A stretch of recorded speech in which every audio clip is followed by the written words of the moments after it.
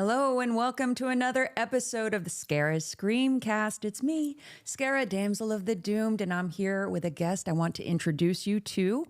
Let me give him a proper introduction, though. For over 2 decades, he has guided audience through the weirdest and wildest B-horror movies in horror history, broadcasting from the mysterious halls of Griffin Manor. A graduate of Dark Pillars University, he rose from local public access television in Austin, Texas, to become a national face of horror on Fangoria TV, IFC, Spike TV as well, and he is an official Universal Monsters spokesperson, a 2019 Horror Host Hall of Fame inductee, and the mastermind behind the Midnight Shadow Show. Please welcome the master of the macabre himself, the one and only Professor Anton Griffin.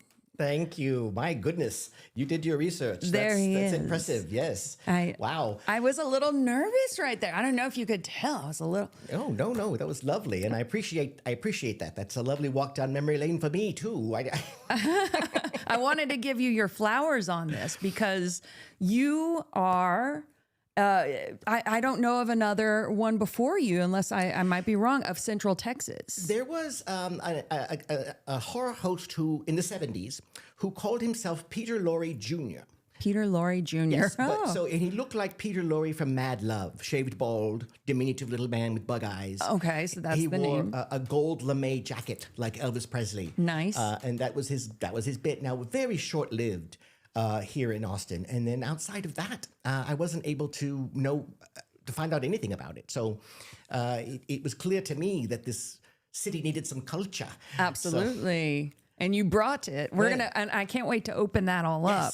I have to start off like I do every episode with the Pop Soap questions. Yes. The 3 questions that my friend Paul gave me. What have you been drinking lately, listening to and watching, maybe binge watching if that's what you do? All right. So let's see. What have I been drinking? Griffin likes rum. I'm a big fan of rum, dark rums particularly. So that's kind of my go-to. I can maintain on it, which is important when you're doing that sort of thing. Not really a big drinker, but if you were to ask me, I'd say yes. I'd like a rum, please.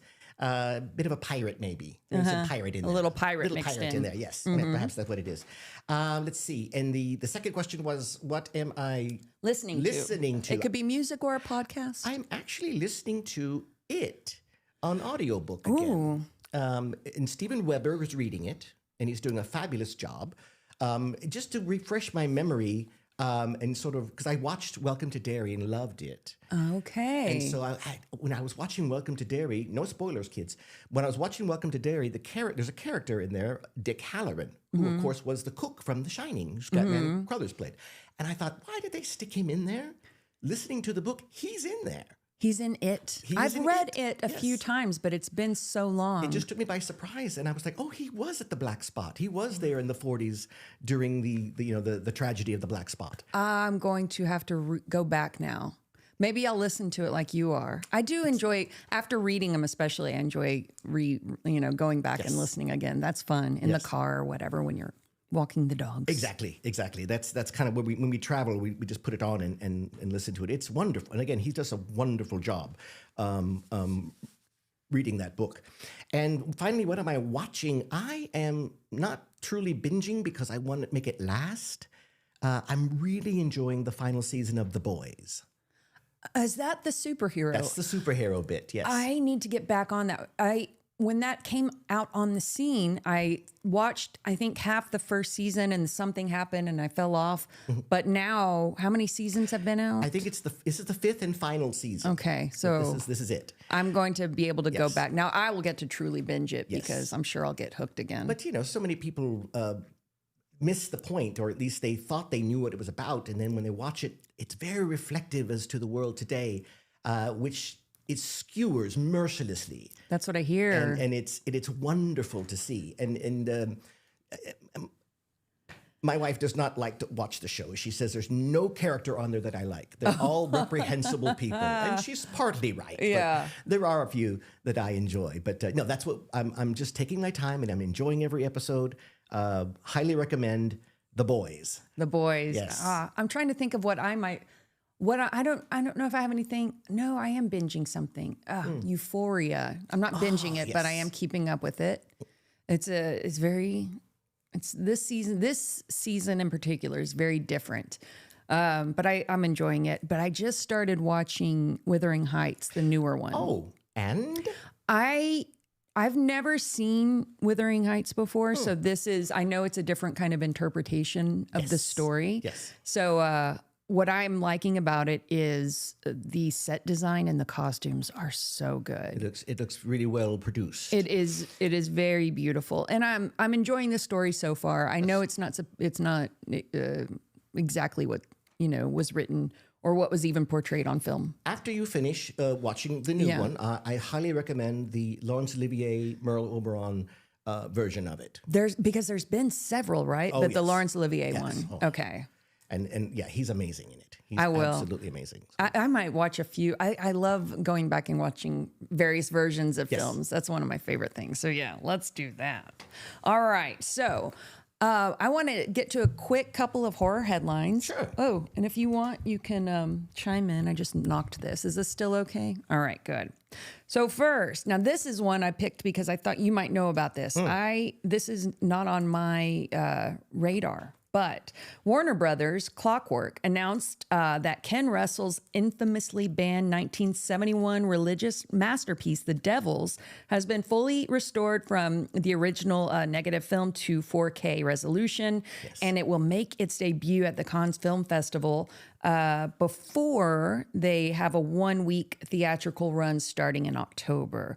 Do you know of this film? I absolutely know of this film. Tell us a little bit about it. One of the more infamous Ken Russell films. And Ken Russell folks lock the kids and hide grandma because these aren't films that people can watch. Not family friendly. No, not at all. Not at all.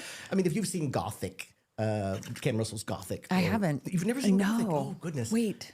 It's the story of Mary Shelley and Lord Byron and Percy Shelley and Claire Clairmont and Dr. Polidori, all at the Via Diodati in 1816 when she wrote Frankenstein. I know of that story. Yes. I know how that happened, but I've not seen. I didn't know they made this into a movie. Okay, several actually. There's one called Haunted Summer. I'm going into a crazy sidebar here. That's what I do. That's all right. Yeah, it's always like there's rabbit holes everywhere.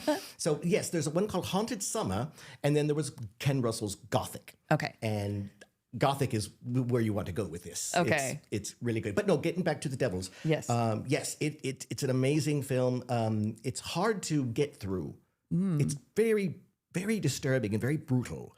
Oliver Reed, who is one of my favorite classic actors. Yeah, as an actor. He's amazing. No, he's fantastic. And one of a quote from Oliver Reed, I remember, because he plays villains and heavies, and he doesn't blink very much when he's doing these roles.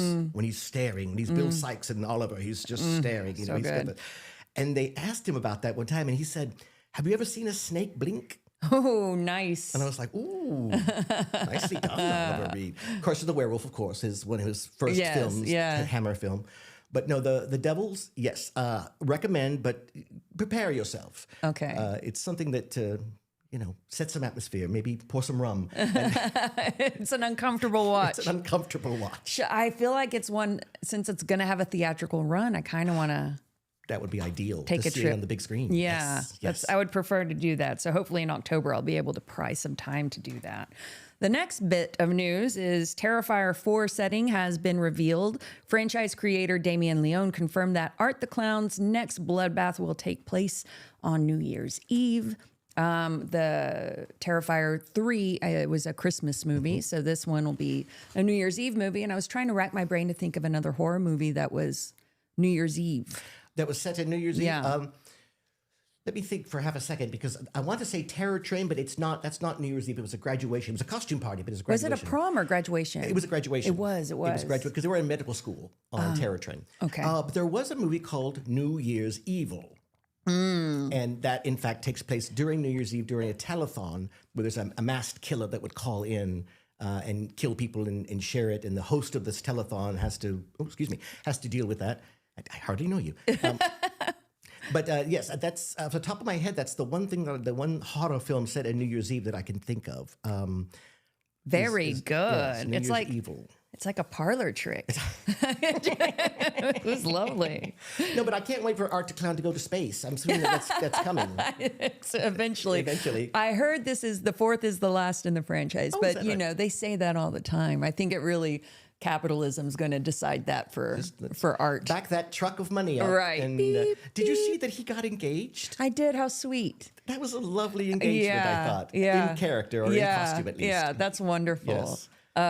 They were at Houston Horror last year, and I got to do the interview panel of the cast of. I think most of it was from the first Terrifier, and the first Art the Clown was there too, which was great. Oh yes, that's right. So of course the new Art the Clown. Now his name's. Why am I not getting his name? Oh, David Allen. David Howard Thornton. David Howard Thornton. There you go. We got there. Look, teamwork. Yeah. Yes. They're going to be at Frightmare, Texas Frightmare weekend, which we're going to talk about soon. Lovely. And then the final piece, let's see. The summer of, thank you. The summer of horror. Let me put that down real fast. Okay. Box office tracking signals a dramatic shift in industry trends, unlike previous years dominated by traditional blockbusters, superhero movies, and whatnot. A tidal wave of 10 highly anticipated horror theatrical films are slated to launch back-to-back, establishing a true summer of horror. Let me tell you what you can look forward to, Dr. Griffin, or Professor Griffin. Do people ever call you doctor? All the time. Okay. They make that mistake constantly. It's not a PhD situation over certainly here. Not. No, the professor title was afforded to me when I first became an exhibitor. It has nothing to do with anything. I'm not a professor of anything. A professor of horror, perhaps. An exhibitor. An exhibitor of horror. Okay. I like that. An exhibitor. Yes. It's exquisite, very fancy. Okay. So in May, it started in May with Hokum, which is wonderful. Obsession's coming out next, followed by Passenger and then Backrooms. In June, we have Scary Movie 2026 and Leviticus. July, it's Evil Dead Burn. That's all that July has. Right, yes. And then in August, Ice Cream Man, which is Eli Roth's one. And then listen to the name of this movie, Teenage Sex and Death at Camp Miasma. Nice. That title is, I love it. That sounds like a delightful tribute to those classic slashers, of the past, of the 80s slashers. At least that's what I'm hoping That's for. what it sounds like. Yes. And then Insidious out of the... What is this? I can't even read it's the whatever Insidious, whatever it is in that series. Insidious. A new Insidious, and that's August. So it is back-to-back horror this summer. Nice. That's great. Any of those you looking forward to? Well, I certainly would. I actually enjoyed Insidious, and so I would love to see where they go with that. Yeah. Horror is always so, profitable. It's easy to do, and most people love it. So it's not surprising to me to know that, they're banking on that. Now, usually in the summers, it's like you said, action films and comic book movies and things like that. So it's nice to know that there's an alternative to us horror lovers, that we can go to the theater and see these things. And I do want to stress, and I love that you did that, by the way, because the more people that go to the cinema to watch these things and put your hard-earned shekels down for your popcorn, the more they will make them, and we want to promote new horror. We want to get new horror movies out there. So that's my favorite part about anytime in the remakes and what have you. The Ice Cream Man. The original one was laughable and fun. So I'm hoping that they keep that sense of fun. I saw the trailer for it, and it does look like he is holding on to that. Yes. So I'm hoping so too. And I agree. Seeing him in the theater is the best way to go, especially anything that's new. I want. I'm a little tired of established IP being the thing that continues to get made over and over and over, but.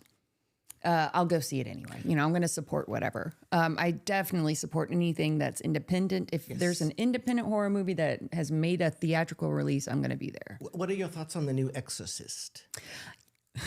After that speech, I'll have to say I didn't see it because I was not interested enough to go see it. Well, no, there were two that came out. There's a new one coming. A newer one. New with one. The guy who what's his name? The director. He did Midnight. Yes. And it'll come to us. Fall of the House of Usher. Yeah, who did that? Chat. Fall of the House of Usher and all of that. What's his name? That was it'll come to me eventually. Yeah. There's a little old lady in my head, and when these things happen, she's got files, and she's like, hold on.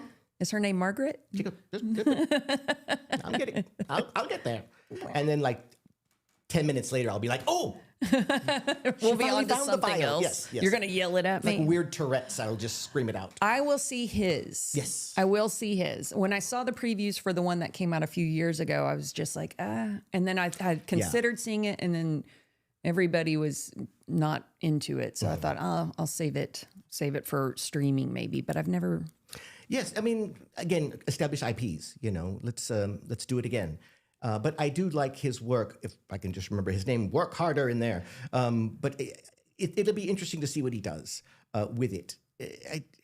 I personally get tired of possession and exorcism movies because they repeat a lot of the same tropes, which people love, apparently, the vomit and the twisting of the head and the things. And everything The Exorcist laid forward. Yes, everything that William Friedkin did in that film, it's hard to top.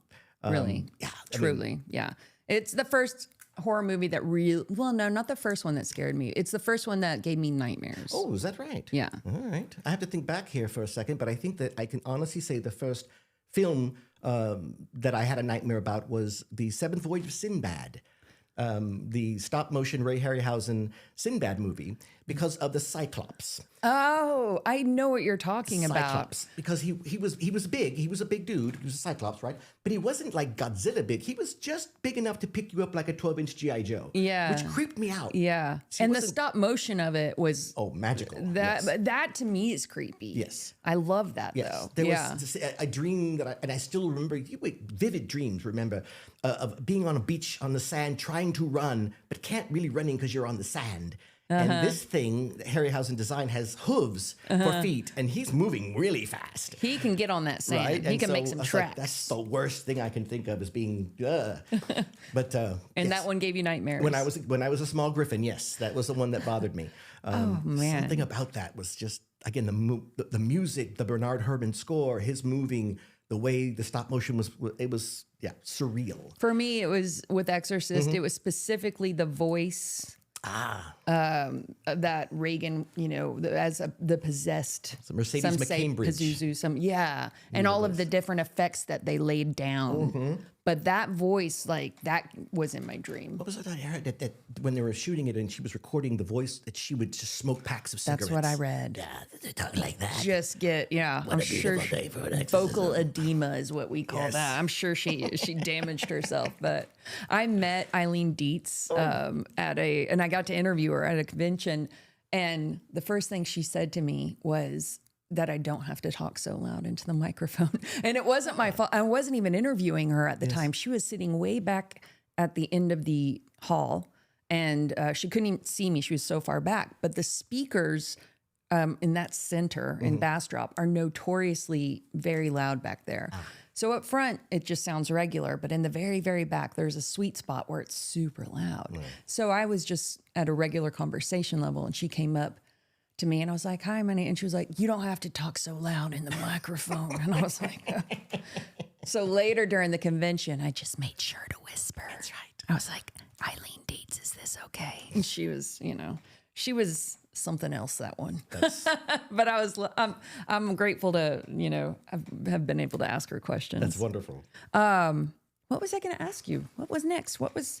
We were on you mentioned Exorcist, and then we talked about new movies and Exorcist, and let's see, we talked about Texas Frightmare and things like that. Put up Tony real quick. I know.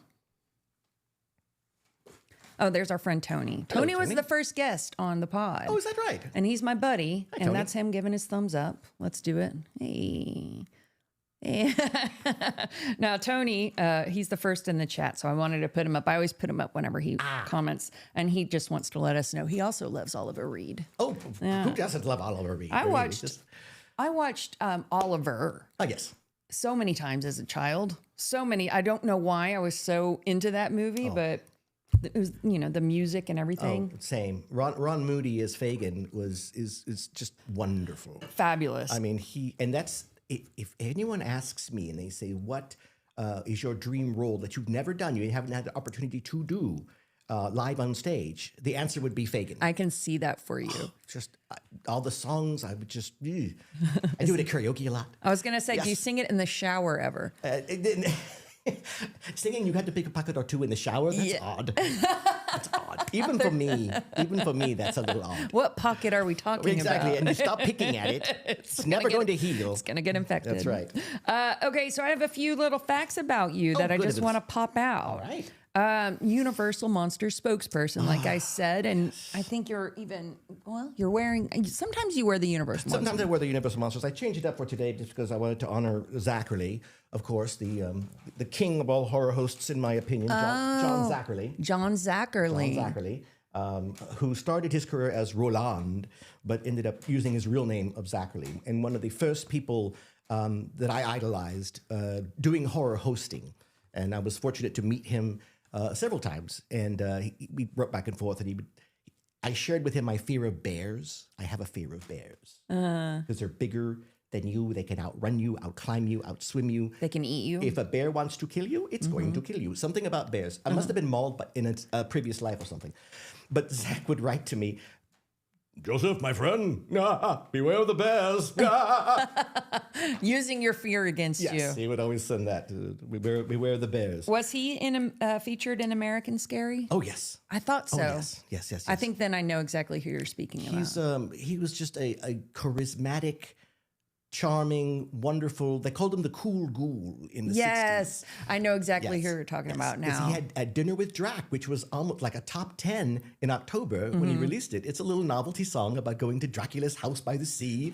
The Wolfman was there, the monster was there. The only normal person there was me. And it's just this groovy saxophone playing in the background. It's just him doing spoken word almost. Nice. It's groovy, and I recommend Dinner with Drac. If you want to listen to John Zachary. Anyway, wow, sidebar. And I've got Vincent Price from Mask of the Red Death here. And I've got what have I got? Oh, I've got the silver-headed cane from the Wolfman. Oh, that's true. Pin. Yeah, there we are. Yes, that's that. Universal Monster spokesperson. How did that happen for I you? will tell you, when I was doing the show weekly and et cetera, I was working with a company to promote the Universal Monsters on DVD. They would release the new ones, the collections, the classic ones. And why they did that at the time is because of Van Helsing. Van Helsing was coming out. Remember that movie with Hugh Jackman? Oh, I do. Oh, yes. Oh, I do remember that movie. Yes. So we promoted the heck out of it. And I Okay. say we, horror hosts from all over the country, we had what's called the Horror Host Underground. It was a group of horror hosts. We would trade each other's tapes. And I secured this promotion through Universal. And I said, can I include everyone? And they were like, absolutely. So I was mailing out DVDs to people. Universal was sending all this stuff. They gave me an official title of the official Universal Monster spokesperson for Central Texas because I was going on radio and television and I was hosting this wonderful, great event that was going to premiere Van Helsing. I brought my collection. I had all these classic monster toys and model kits. You're and perfect I for was it. so excited. And then we watched the movie. Yeah.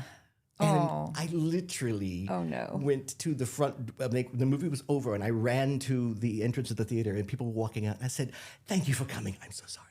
Thank you so much for coming. I'm so sorry. Thank you for coming. I'm so sorry." It's too bad that you guys didn't get a screener beforehand, but then you wouldn't, you had to. You kind of had to do it. I mean, it was a lovely celebration of the classic monsters. Not the movie, not Van Helsing. but The movie wasn't, but what you did what leading we up. did, yes. And we had all sorts of wonderful promotions and giveaways on the show, and so excited about it. And I saw the drawing and the artwork, and I even got behind the scenes stuff of the Vampire Brides, how they were doing it. So I played that on the show. They looked beautiful. The special effects were groundbreaking. The story. This is my favorite line from Van Helsing. What? Transylvanian horses are the fastest in the world. No, we didn't. They are? Why? That's an odd thing Is that to because there's mention. like 100 werewolves running around here? And, Chasing the horses. Right? What's going Here, on? take these. Transylvanian horses are the fastest in the world. How do you know? That makes no sense. Is there some kind of horse race that's worldwide we don't know of? That Transylvanian, they just come in first every time. Put your money on Dracula, the horse, was apparently the fastest in the world.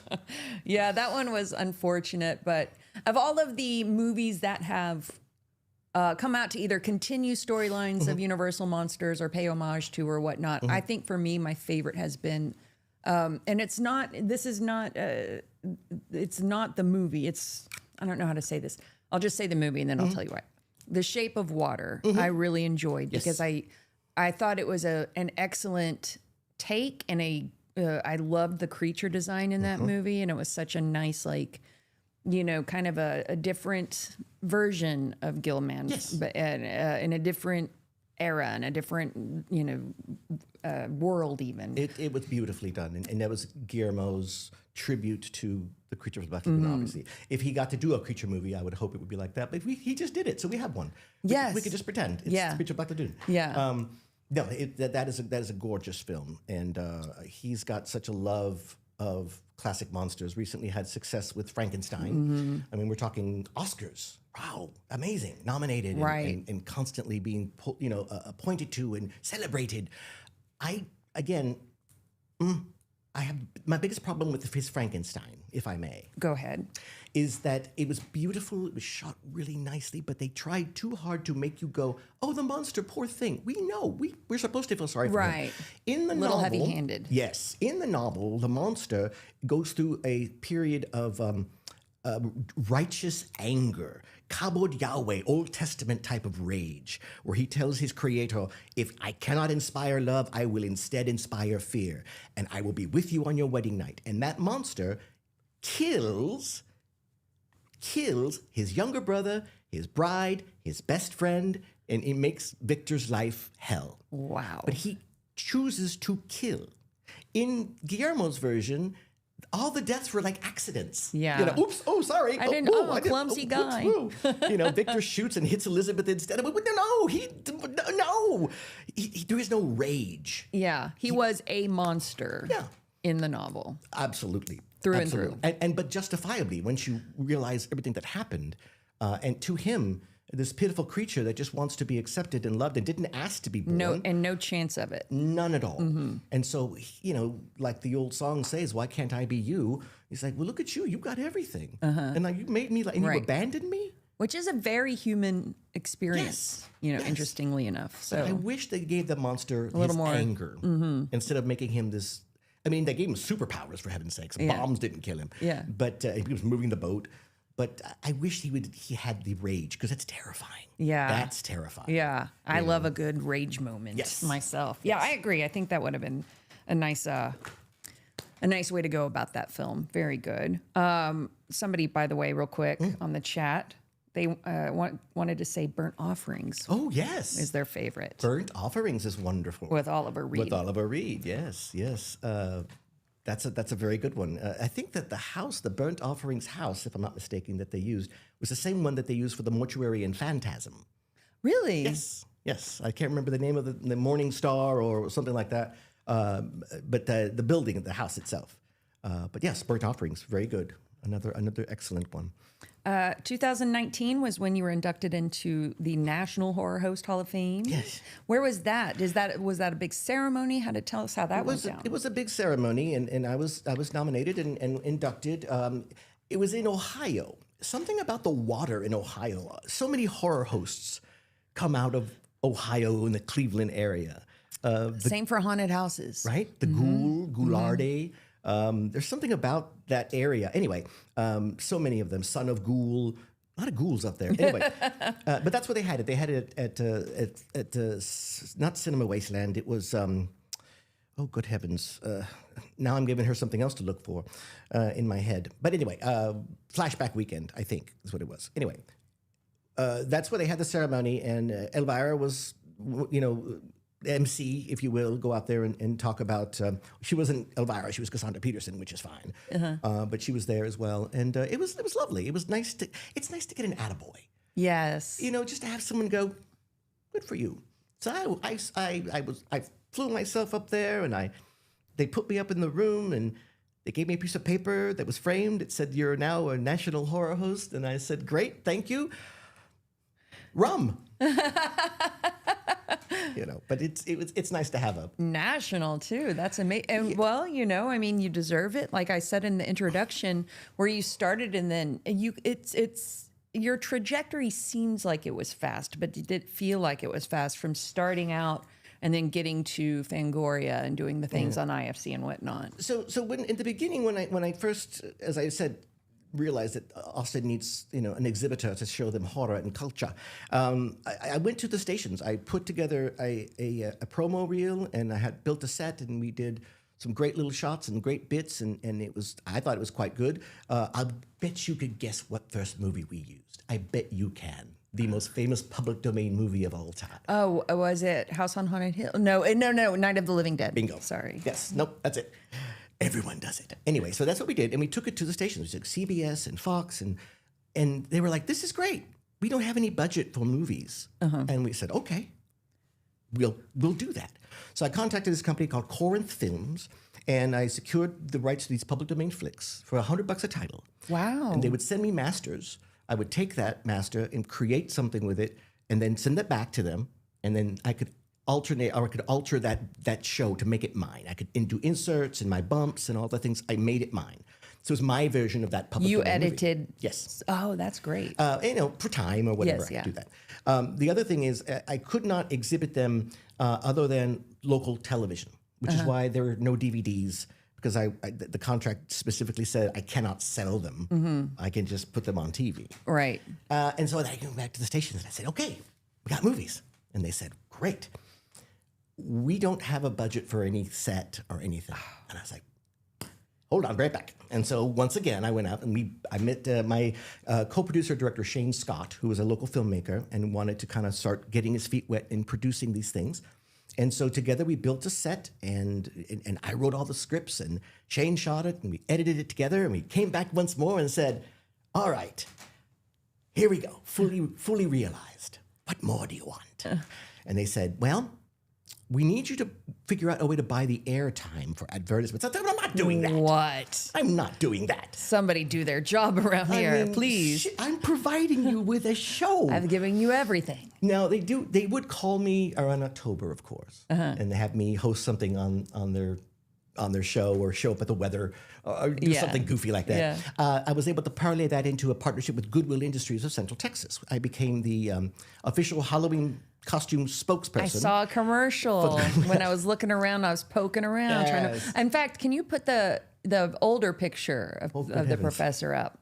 Not that one, but that one we can get to. We can. Oh, he's looking for it. We'll talk about this one now. Yes. No, let's talk about this. So around what time was this? That was probably in either 1999 or 2000. Yeah. I believe. And like I mentioned to you earlier, at that point in my career, I had to put white in my beard. I don't have to do that anymore. It's all natural. It's all right there. It's the truth of it. Yes, that was on the set of the Professor Griffin's Midnight Shadow Show was the name of the program. That's the first one. The first iteration of the program. Okay. And the name Midnight Shadow Show, I will give credit where credit is due, came from a short story by David Scarah called Monster Movies. And he described them, the old black and white, particularly the mummy ones. It was all about the mummy. He talked about them as magic midnight shadow shows. And I thought, that's nice. I like that. Sitting alone in the dark with the silver light of a black and white movie and everything's around you, and it's just kind of beautiful. It's really nicely put. So that's where I stole that. The character of Professor Griffin, by the way, you mentioned haunted houses. Yes. When I was in Houston, we designed haunted houses. That's I didn't know. Yes. So Awesome. we did some haunted houses in Houston, and one of them was a sideshow kind of Seven Faces of Dr. Lowe, Something Wicked This Way Comes style carnival barker, bringing these exhibits to come in and to I see. There's a real werewolf here behind this curtain, and there's a vampire behind this curtain. So we created this carnival atmosphere, and Professor Griffin was created to be the barker. Yeah. And that's where he came from. In fact, you are in our Immortals music video for We Are Immortal doing just that thing. Just doing which barking. Was such a treat. You've been in a few of the Immortals, but Professor Anton Griffin as the Carnival Barker character. The pleasure was mine. It was delightful, and I loved working with you and the band. Yeah, we'll have to put you in another one. you know me, I'm here. We'll give you a call. Usually it's Boudreaux, Partita, Yes. the one that he usually comes up with the concepts and he's directing and editing and all of that. So he's usually, it's always been him that's been like, what do you think if we do this? And I'm always like, yes, please. So then Let's after we do did it. the local show, and every October we'd had that in the connection with Goodwill, I used to write for Scary Monsters magazine, the horror magazine as well. I used to write for Joe Bob Briggs' website and did book reviews for him. Oh. And that's how I met John Bloom, Joe Bob Okay. Briggs. And we became friends. And then the show, he started working with Hakeem Bangesh and, Tom DeFeo to do a horror channel. This is before Shudder. This is before all of that. Okay. I'm old, folks. So this is before all of that. And so Joe Bob was hired on to be their horror host on what was going to be called the Scream channel. Okay. Okay. So then a huge fight broke out between the partners, and Tom DeFeo marched out the door, and Hakeem Bangesh said, I'm keeping Joe Bob Briggs, and I'm keeping the Scream channel. And then Tom DeFeo said, well, I'm going to get Professor Griffin, and I'm going to put him on our channel, which is Fangoria TV. He bought Fangoria. That's how it okay. happened. So I remember having a conversation. I was in Ohio, as a matter of fact. I was in Ohio talking with Joe Bob on the phone because I did not know what to do. I literally said, look, I've got two offers, one from Scream and one from Fangoria. And Joe Bob, who was with Scream, said, go with Fangoria. It's the name, Yeah. the name recognition. Why would you not? Yeah. Unfortunately, Fangoria TV collapsed like a fly in a cupboard because they did not know what they wanted to do. They spread themselves out way too thin. So they flew us up and they did trivia bumps, and we hosted game shows. Flew you to where? New York. Okay. Where their studio was. Did game shows and trivia bumps and all these interview stuff that I was doing with Usher and Dan as well, my two assistants. And I eventually said, we'll actually host a movie, right? Yeah. That will happen. Yeah. And they said, well, we're not really going to put a lot of horror movies on this channel, mostly original programming. With Dee Schneider, Debbie Rochon, and those folks. And I said, wait a minute. You're not going to put horror movies on your horror channel? Right. Seems like a miss, a swing and a miss right there. It was, the whole thing was kind of, look, it was the experience and I loved it. I got to meet so many different people and so many different celebrities, going to conventions and being Professor Griffin and all that other good stuff. I will tell you that my favorite celebrity that I've ever met, I didn't actually meet. Well, I take it back. I met him in 1992 in the Famous Monsters Convention in Strongsville. In Virginia. Anyway, Ray Bradbury, the writer.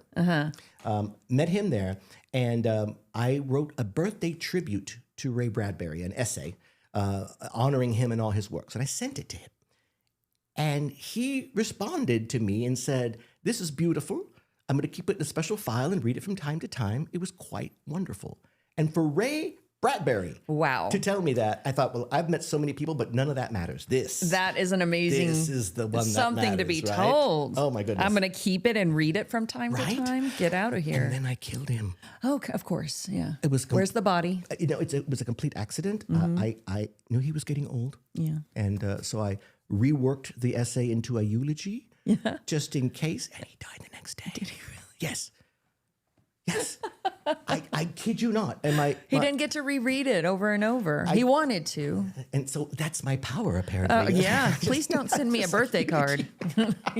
Keep it to yourself. Oh my gosh. I want to live a little while longer anyway. Well, there's so much to do, and you've done so much, and I'm always happy to see your stuff. Oh, thanks. I really am. I think that you have it, as they say. You have it. You have it, kid. Yeah, you got it, kid. And I have a surprise. What do you for have? you? Yes. Is it a spleen? It is not. So one of the things that I'm doing in my retirement is I model, not like sexy model, but build model kits. Yes, I know. I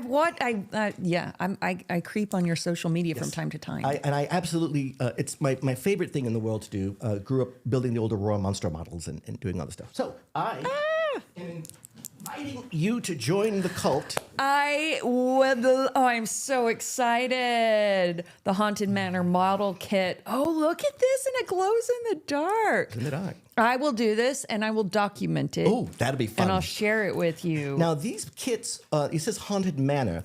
These are repops from a 1970s series of kits based on Disneyland's Haunted Mansion. And so literally that organist is from the mansion, and the mummy too, actually, from the mansion. And it's got a pop-up feature where there's a rubber band there, and you push the button and his arms come down on the keys and the mummy pops up out of the organ. Oh my goodness. I cannot wait. Thank you so much. welcome. How thoughtful of you. I love that. I went on this whole tangent once because of the type of blue they use in the Haunted Mansion. And it's called Haint Blue. And I went on this whole rabbit hole once on it and got my nails painted that color because I just think it's such a pretty color. That's interesting. I didn't know it was called Haint Blue, but Haint I like blue. it. Yes. Meaning, and it kind of came from the deep south and also Appalachia. And they would paint their ceilings that shade, right? To keep the spirits trapped or confused or whatever, which is fabulous. In New Orleans, they still have many places that's got the Haint Blue. But I love it. That's great. And of course, the Disneyland Haunted Mansion, the first one, was modeled after a New Orleans plantation, and it's in New Orleans Square in Disneyland. So it all ties together. I've never been. I would like to go and see all of that. Yeah. I would like to go sometime. Two quick things. Yes. One, it's Mike Flanagan. Melinda Fotinos told us that. Thank you, Melinda. And then the second one, so you were talking about Fangoria. Yes. And you earlier had told me before the pod that you were at the very first Texas Frightmare weekend. Yes. When I was with Fangoria, and they basically put me up in the Texas Frightmare. We had a table. They were promoting Fangoria TV. So Dee Schneider was there, Debbie Rochon was there, and I was there, and they were showing clips and promoting and things like that. But that was the very, very first Texas Frightmare weekend that I attended, and I remember that well. I did get to host a reunion for the Texas Chainsaw Massacre 2 cast and crew with Joe Bob Briggs as well. He was there. My favorite moment from that experience actually was meeting Betsy Palmer, Mrs. Voorhees herself. Friday the 13th. She was at the convention, and I tend to wear these cheaters just because the Griffin, the character, has got photosensitivity. The bright lights hurt his eyes. Not really, but I wear these cheaters, and I rarely remove them when I'm in character and I'm doing the show. And I walked up to Betsy Palmer, and she took my face in her hands, Mrs. Voorhees, and she said, "Let me see your eyes." And I said, "Yes, ma'am." Wink, as fast as you can take them off. Mama Voorhees is telling you to. You do what she says. Yes. Don't make her mad. And then she was like, "Oh, you have such beautiful eyes." And I was in hog heaven because I was like, "Oh, Mrs. Voorhees is loving all over me, and I think this is awesome." She passed not too long after that, but I was pleased to have met her. Now I'm drawing a blank on the name right now, and I was just telling this story, and it's a lovely actress, one of my favorites. She was the mom in E.T. She was in Dee Wallace. Dee. So I interviewed Dee last year at Horror for the Holidays, the Blood Over Texas event. Yes. And after I interviewed her, we did the group photo thing where the audience is behind you, and it was her and Henry Thomas, who played Elliot, and me, and everybody was kind of coming together. And I had my arm around her, and I was like, "Let's squinch in." And she looked at me, and she goes, "Squinch in." I said, "I guess that's a Texas thing." Yes, Dee Wallace, squinch in. Squinch in. Texas. Yes, we have our own vernacular here. I guess she never heard it. Possibly not. My ex-wife used to work at a restaurant in Austin, and at one point she was serving Lady Bird Johnson. She was there, and so she was a waitress years ago, and she walks up to Lady Bird Johnson and she says, "Would you like some pecan pie?" And she just turned. She said, "You're not from Texas, are you?" She said, "A pecan is what you keep under the bed for the middle of the night." You're thinking of pecan. Yes. That's what you want. Let me see. I have something else. Let's see. Here's a question I thought of. As a horror host historian, basically, is there, if you could assign my audience a classic black and white monster movie that is absolutely mandatory for them to view, what would it be? That's an easy one, actually. And anyone who knows me and has heard Professor Griffin rant about this knows what I'm going to say. James Whale, 1931, Frankenstein. And I will tell you briefly why. It is the creation of all the tropes we know from mad science. The poetry of that film. It's not just a rampaging monster. The way it's shot, nothing in that movie is accidental. James Whale had a masterful way of presenting it. Example: there's a scene at the beginning where Dr. Waldman is talking about this corpse on a table, and they pull the sheet, and for a brief moment, there's a hole in the sheet, and they pull it taut at the feet of the corpse, and the camera is there at the feet, and you are literally looking straight between the legs of a dead man for half a second. James Whale, Jimmy Whale, doing his thing. There's light and dark. There's up and down. When the monster's on the table, before he's brought to life with cosmic rays, his skin is black, like black. And then he rises up, and it comes down, and it's light. And Henry has a great speech about what causes the trees to bloom, or what changes the darkness into light. The poetry in that. Fritz, the little hunchbacked assistant, stops on the stairs and randomly pulls up a sock for no real reason. He just stops, pulls up a sock, and keeps going. Later, we see that in reverse in the dead body of Maria, the little girl, after she gets drowned. Her father is carrying her, and one of her socks is down. I mean, things like that. Okay, so I have an idea. Yes. I think I need to screen that at Scarah Scream Theater. Yes. And I think you need to co-host that night. It would be an honor. Would you? I would absolutely love Yeah, that. we'll pull you out of retirement to do one at the big drive-in. Yes. No, I would love that. And one of the things that I got to do when I was Universal Horror spokesperson and doing the show and Fangoria and going conventions, people would come up to me and say, "Oh, Hellraiser." And I said, "Yes, that's a great movie. Now, let me share one with you." Yeah. Let them, giving the younger generation the opportunity to enjoy either black and white Universals or Hammer films from the 60s. Yes. Or some of these old AIP, Vincent Price. We screened Hammer's Dracula. Yes. And then I have plans for other Hammer horror movies. But this one, I haven't shown any Universal monsters yet. So there's, it's a kind of a puzzle piece of where we fit in what, and it has to do with when the sun sets and all sorts of things. Of course. And it's like I said, it's a beautiful movie. It's absolutely beautiful. It is 1931, so it's dated. Sure. But the performances are legitimately good.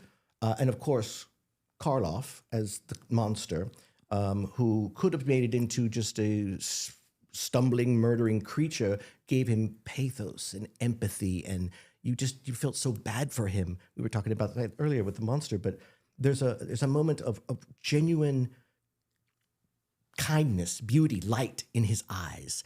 And there's that sequence where when he first comes out, and look, Universal knew what they were doing because the monster makeup, they hid it. Nobody saw what it looks like. It looks like an old friend now. We all know Frankenstein's monster. Yes. But back then, when he comes in the first time, he comes in backwards with his head facing the other side, walks in backwards, slowly turns around, and then James Whale does 3 quick jump cuts, boom, boom, boom, to his face. Love it. Karloff removed a dental bridge from his mouth to make his face look sunken and dead. Oh, wow. It was his idea to put, I'm getting all excited. It was his idea to put mortician's wax on his eyelids to make him look dead because before he was too alert. He said, no, something's wrong. He worked with Jack Pierce late at night on the Universal lot, kind of crafting it together, putting these pieces together.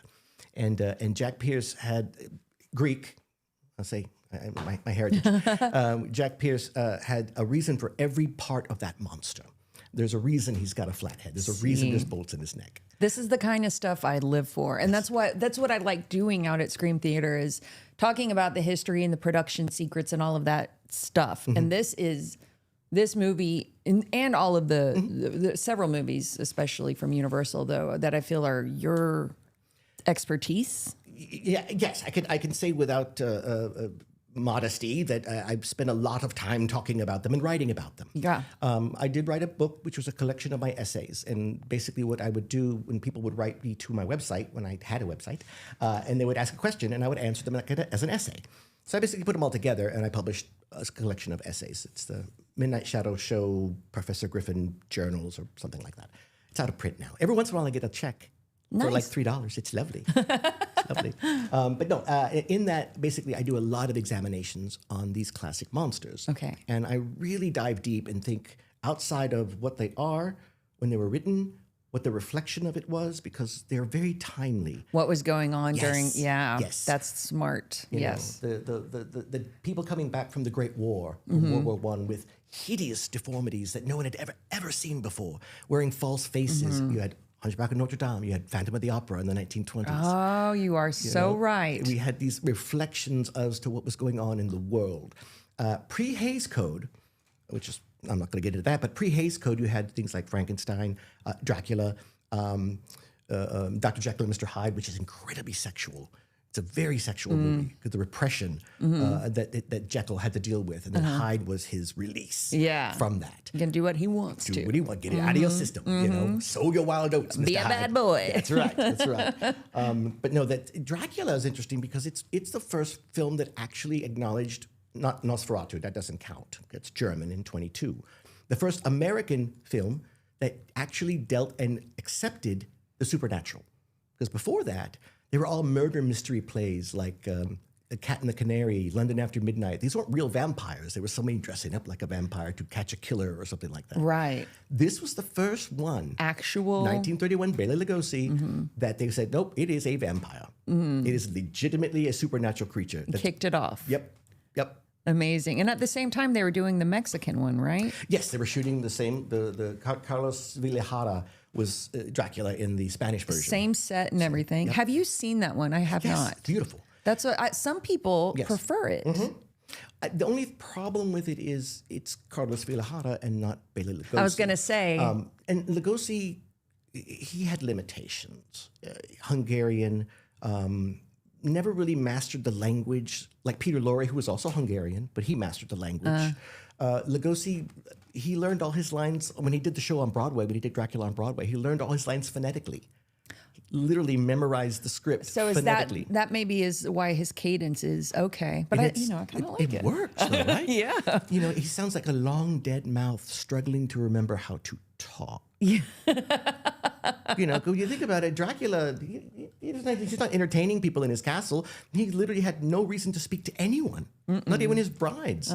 He just had to think, and they would do what he wanted them to do. So here comes Renfield in the movie. I know it's Jonathan Hawker in the novel, but here comes Renfield to his castle, and he's got to remember how to be a good host. I didn't know, but I thought you might be hungry. Yeah. You know, Hey, wait a minute. People eat, right? Right, Yeah. exactly. And who cooked? Did he cook? No. Did he? No. Who did? It was there. Yeah, but he had food. One of the brides? I don't know. I don't know, but I would love to think that Dracula was like, I'd have to do a turkey, maybe a ham. Did he go shopping himself? Right. Or did he hunt? I don't know. How did he do that? I don't know what he did. But and the wine, this is very old. Again, you're right. The cadence, The in his cadence voice, of it's wonderful. is very, very Lugosi, and that's a beautiful thing. David on the chat says that I think he's talking to you. If you're talking to me, David, I didn't shave well. He says that you could pass for the brother of Wolfman Jack. Oh, I could see it. I could see it a little. I like that. That's a high compliment indeed. Yeah, like the Wolfman. Yeah. Ow! I am the Wolfman. Not bad. There was a television show in the 70s, a kids show, maybe you folks know, called The Hilarious House of Frightenstein. Have you heard of this? Okay. Frightenstein? Frightenstein. Okay. And it was a Canadian television show, and it was almost like a Sesame Street with monsters. And it was set in Castle Frightenstein with Count Frankenstein and Igor. It was and puppetry? No, live people. Okay. The best part about it is the actor playing Frankenstein, his name is Billy Van, and he played every role. Like he played the witch, he played then there was like a DJ radio station in the castle basement that was the Wolfman, and he basically did Wolfman Jack. He was the Wolfman, you know, the moldy oldie from the past. I'm gonna play that here right now. Here we go, spin it now. You know, he was doing that kind of stuff, right? But he was amazing. And the coup, they got Vincent Price to fly up and be the narrator, and so they shot him for like 3 days. He in different costumes. And throughout the hilarious House of Frankenstein, Vincent Price pops up. Wow. And does little poems and things like that. Ugh. Yes. And speaking of cadence, I could listen to him all day. Oh, that's another one. Good heavens, Vincent Price. I was very fortunate, again, in my career, getting to meet so many people and meeting Vincent Price. Before I was doing this, I was in Houston, and he was traveling with a lecture tour called The Villains Still Pursue Me at the University of Houston.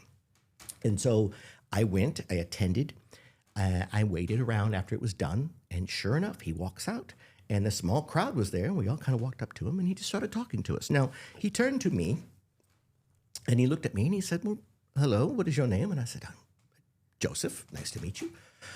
And he started asking me about me. Like, well, what do you do? Oh, I'm in theater. What show are you doing? I'm doing this show. Well, how are you approaching the role? He started to ask me questions, and with those brilliant blue eyes of his, made me feel important. That Vincent Price wanted to know, truly know, about me. Wow. And I just remember being on cloud nine and having that sensation of... Wow. What a class act. 100%. I mean, what a classy man. He just was so elegant. I was able to, and I befriended and did a show with Victoria Price, his daughter, when she was in town. There used to be a wax museum on Congress called Svanthor. Oh, that's a really beautiful poster. Oh, good, it's yours. Yes. Thank you. Yes. There you Here, go. I'll there we go. The gloves aren't so good for that. Yes, exactly. Okay, this is awesome. Yes, and, there you are. And there I am. He's right there. There I am. And I was able to play wax museum exhibitor and take people on tours like Vincent Price did in House of Wax and describe the... Did you ever go to Svanthor? Do you remember that? No, when was this? Oh my goodness. It's a tragedy that it's gone, but it was on Congress Avenue. They literally built this castle facade. Actually, I worked across the street from it for a few years, and I never got to go in. I forgot about that. And then one day it was gone. Yes. Yep. Ripped down to put some condos up or something. Yeah, they completely changed South Congress here in Austin. The same people who did the same gentleman who did the Museum of the Weird on 6th Street. Yes, which is still there at least. Still there. But by the way, sidebar, Museum of the Weird. I'm Professor Griffin, so people knew who I was back in the day. I wrote all of the plaques for the wax figures in the Museum of the Weird. Oh, you did? Yes, because I was like, can I contribute to this? And he was like, absolutely. He wanted to do an audio thing where Griffin would guide you through. That would be neat. But I did. I wrote all the Wolfman and the Frankenstein monster and Dracula, all the stuff that's there. You wrote up all the pieces. I wrote all pieces for that. Yes. Did you? This I don't know why it reminded me. But apparently in the Oval Office and in that wing of the White House, Trump, under all of the, there's the hall where they have all of the portraits of the presidents. And apparently Trump has changed the plaques that are underneath them. And he has written them. And what he says about our past presidents, without getting political, is quite interesting. I'm sure you did a much better job. Well, I certainly... can write better than he can. I think so too. But yes, we won't, yeah, we won't go down that road. I would much rather go to the Museum of the Weird to see what you wrote about the wax statues out there. Yes. I haven't been to the Museum of the Weird in a very, very long time. I adore wax museums. Yeah. That used to be my lottery question answer. Where people go, if you win the lottery, what are you going to do? I'm going to open a wax museum. Who does that? Yes, I love wax museums. I love the atmosphere, the cool darkness. There used to be one in New Orleans called the Museum de Conti. It was on Conti Street, but it was a wax museum on Conti, and it was this beautiful, dark, old wax museum. With history, yes, but of course they had a chamber of horrors. Love it. That you would go in and they'd have all the great stuff there. And it was a must-see. But after Katrina, it was destroyed. That's too bad. Yeah. They didn't get to rebuild it. No, it was too much money to renovate fix the building up, and it was just done. Now, another friend of mine, Dan Roebuck, who's an actor. I know Dan. You know Dan? Yeah. We were monster kids together, so we hung out and talked a lot about that. But he bought a lot of those wax figures. Oh, did he? Yes. He's a big Munsters fan, right? Yes, and then he got to play Grandpa. Yeah. Amazing. And did an amazing job. He's a good man. He really is. We were fortunate enough to go visit him in California when we were there and swam in his pool. Wow. Well, now I don't know Dan swim in his pool, ways. I know him like just from interviewing him. Yes, my son swam in Dan Roebuck's pool, which is painted black, by the way. Is it the bottom? Yes, because he has got a statue of the creature from the Black Lagoon outside the pool, and then the lagoon is black. Oh, wow. Yeah, he's one of those. If you go to the various horror conventions, he is one of the ones that you really should meet, and you should go up and talk to him. Yes. And he's got a wealth of knowledge himself.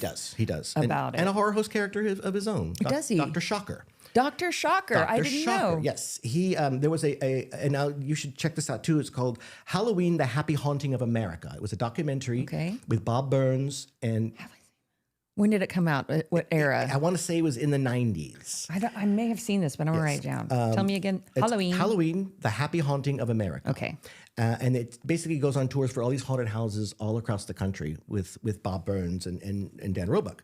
But to open the show, as a kind of a gag or a tribute, if you will, they did a little horror-hosted theater where Bob Burns, very famous for playing Tracy the Gorilla on the Ghostbusters, the original Ghostbusters from the 1970s.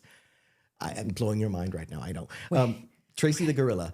I didn't know there was a Ghostbusters in the 70s. Yes. Whoa. You remember F Troop? No, you don't. No. Sorry. Again, I'm old. Yes, it was a live action show on Saturday morning with Larry Storch and oh goodness, the stars from F Troop. That's why I brought it up. But and then Bob Burns was Tracy the Gorilla, and they were the Ghostbusters. And they drove around in their car, and a ghost would show up, and they'd have this machine to zap him back into the dimension. Whoa. Yes. Okay. All right. I can't think of his name. Larry Storch was one of them, and the characters were Spencer and Tracy the Gorilla and Clyde. And they were the Ghostbusters. Before the Ghostbusters that we know. Yeah. It was this. Do you remember here's one. Do you remember there were two animated Ghostbusters. There was one that was based on the movie with Venkman and... Yeah.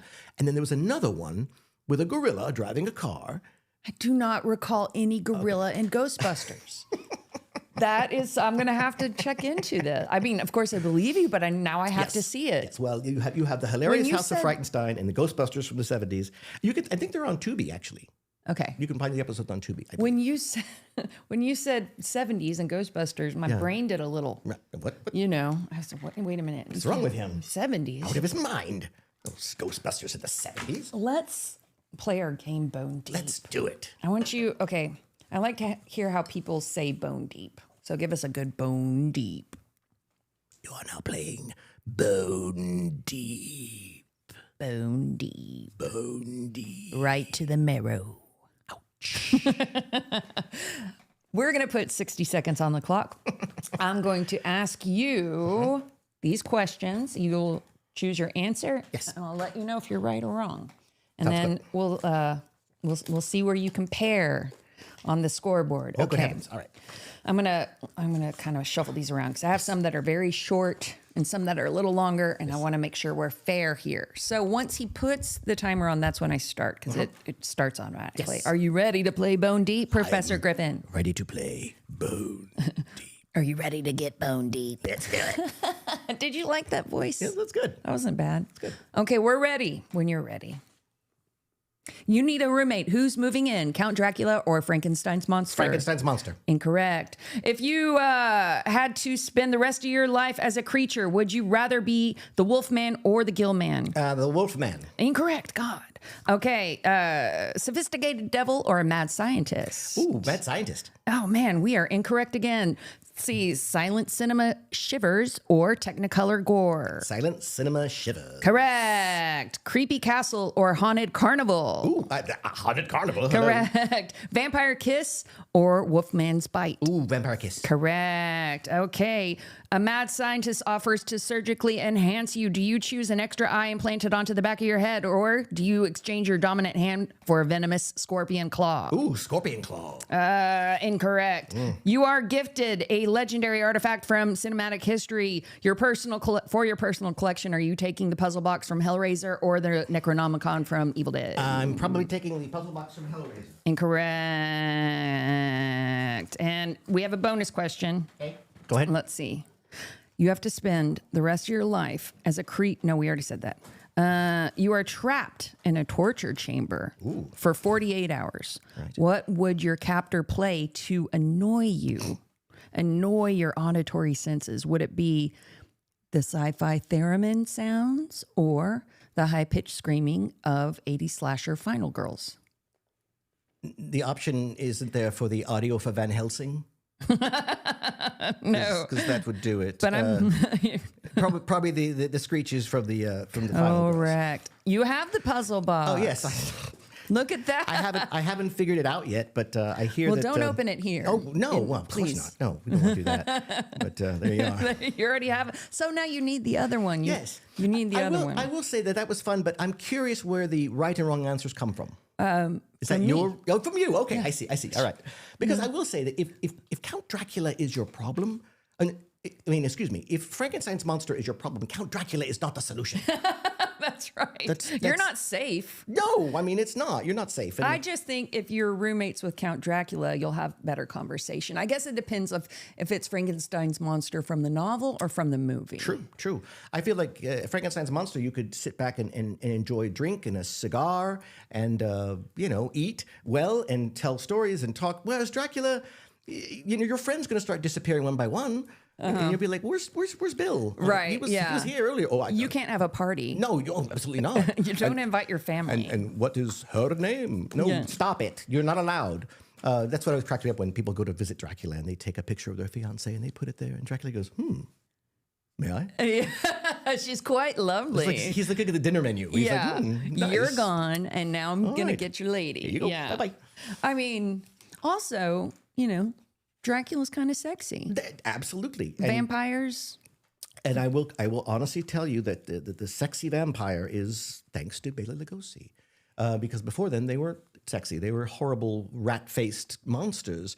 Yes. And Lugosi Nosferatu was not an attractive vampire. But here's this sexy Hungarian flip side of Rudolph Valentino, who originated the role on Broadway in 27, didn't do it in London. That was somebody else. But when Lugosi did it on Broadway, women were swooning. And the famous story of Clara Bow. You know who Clara Bow is? Yes. Okay, the It Girl. You couldn't get tickets to Dracula for love or money. They were always sold out. So she's at a pool party, and somebody runs up and says, Clara, we got tickets to Dracula front row. And she's like, what? Well, we have to go now. So she leaps out of the pool, wet swimsuit, throws on a mink coat, goes to the theater, sitting in the front row in her wet swimsuit, moving, watching Lugosi chew scenery and necks, kind of squirming in her seat, so excited, so turned on. After the show, she insisted on meeting him, so they took her backstage to meet Lugosi. And in his very broken English, somehow figured out enough conversation where they started this torrid love affair. They literally became lovers. Wow. And it was on little papers and everything like that. And he commissioned a nude portrait of her to be painted. And that nude portrait of Clara Bow followed Lugosi to all his wives and all his houses for the rest of his life. In Ed Wood, the movie Ed Wood, yes, you could see it. Where is it now, I wonder? I don't know. I don't know. Because after Hope, his last wife, got rid of a lot of his stuff. And so, God knows, it would be just such a delightful find. But you could see it. You could look it up on and pictures of his house and him posing, and then behind him is Clara Bow. In Ed Wood, I wonder if they used the actual portrait. I don't think they did. No. I don't think they did. No. I think it might have been a recreation. Yeah. But it was a tribute. They knew what they were doing, obviously, to create that look. Because even in his poorest, unfortunate state towards the end of his life, he still carried all these things, and he loved dogs. He was a dog man. Was he? Yes, he had wonderful dogs that would chew his ankles. And I wonder if he had dachshunds. Yeah, I don't know. I know he liked big dogs. He had German shepherds and larger dogs. But my father is. I mentioned earlier Jack Pierce, and I got excited being Greek. My father is Greek. He was born in Piraeus, which is a port town of Athens. So I take great pride in the idea that Bela Lugosi, when I was growing up, sounded like my father. There was a bit of, a little obviously of that. Hungarian Greek, not very similar, but there's something about the thick accent and his struggle with words sometimes reminded me a lot of him. And I think that's kind of why I was so attracted to Lugosi, because he just reminded me of my father. I watched, this isn't a horror movie, but I like to every once in a while go back and pick a movie from the 70s to watch, just because that whole era to me cinematically is kind of a transitional period. And so I watched A Woman Under the Influence. And I cannot remember the name of the woman who starred in it, but she won a lot of awards. But it's got Christopher Falk, Columbo, the guy who played Peter Falk. Peter Falk, that's right. I knew I was because I was about to talk about Christopher Lee. Anyway, Peter Falk. And I was thinking about him, and he's got one glass eye. The man cannot look in the same direction. It's one's going here, one's looking at you, and he's squinting to get them both. And it didn't stop him from being a hugely celebrated television star and actor and a movie star. Yes. And I don't think we see that anymore, sadly. Yes. It's not as, we don't see it as much. And with Lugosi having what I just found out from you, having to learn the lines phonetically, basically, and having his thick accent and all of that, but we got to see him as all of these monsters. I wish there was more of that. It's important to also acknowledge the fact that while Lugosi was, a lot of people know this, he was addicted to morphine. Yes. But through no fault of his own, he did not do it for kicks. He participated in the Hungarian Revolution, and he was injured, and he was prescribed morphine like they used to do. To deaden pains in his legs. Yeah. And he just got addicted.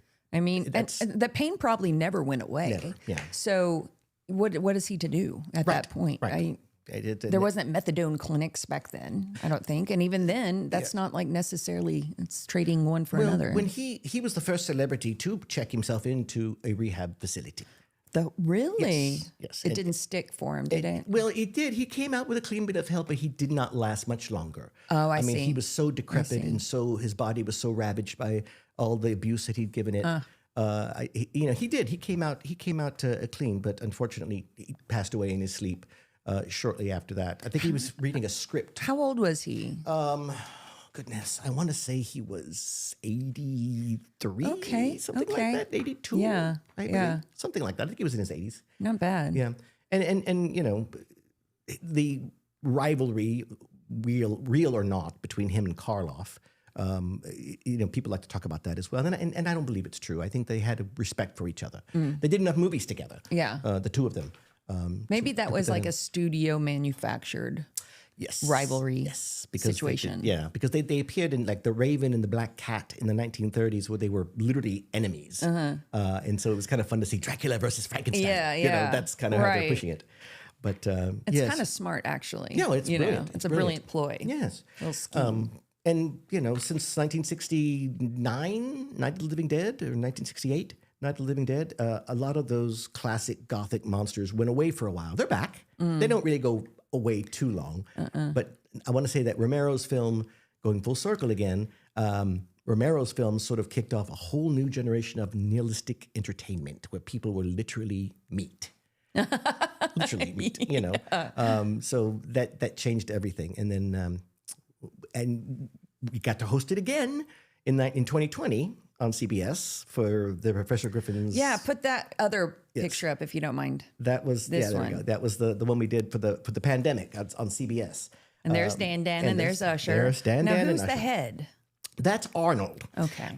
One of Dan's friends. I'm not sure where Arnold came from. When I found Dan, he was living under Griffin Manor in the catacombs of what used to be Bat View Asylum. And he was their last resident and never got around to leaving. Okay. And I want to think Arnold was a doctor, maybe? Maybe, He won't Dr. say. Arnold. But Arnold does travel with him quite a bit. And, what are you going to do? And, of course, there's Usher, who was sent to me by my boss, Professor Bruno Lampini.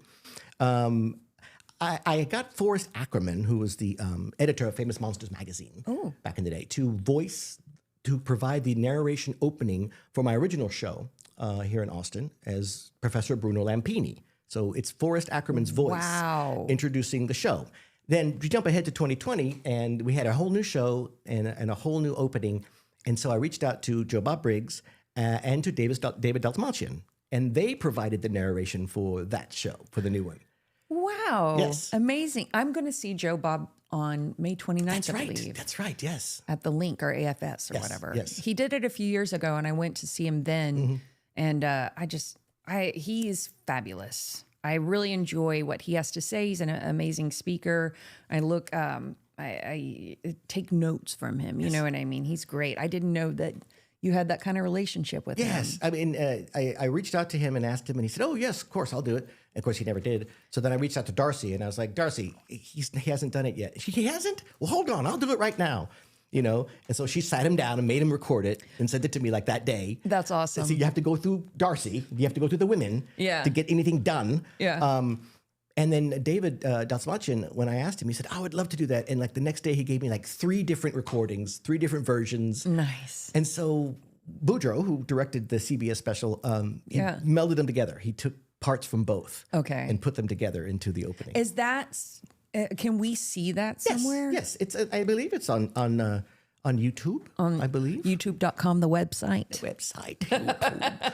But we changed the name of that one. It wasn't Professor Griffin's Midnight Theater. It was a different title because it was a different set and it was a different time, and it was like they promoted it as after 10 years. Professor Griffin's back. So you kind of give it a little change. Yes. Yeah. It became the Midnight Theater. Yeah. Not the Shadow Show. Yeah. So what did you show?